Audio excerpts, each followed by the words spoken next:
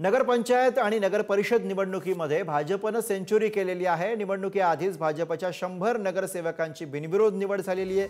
भाजप प्रदेशाध्यक्ष रवींद्र चव्हाण यांनी याबाबतची माहिती दिली आहे। पंतप्रधान नरेंद्र मोदी आणि मुख्यमंत्री देवेंद्र फडणवीसांच्या नेतृत्वामुळे बिनविरोध निवडीचा दावा केला गेलाय।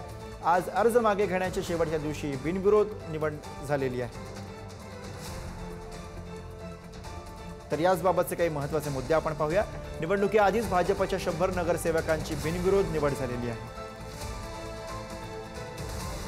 भाजपचे 3 नगराध्यक्ष बिनविरोध निवडून आलेले आहेत।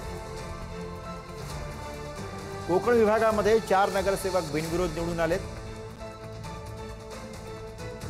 उत्तर महाराष्ट्रामध्ये 49 नगरसेवक बिनविरोध निवडून आलेत।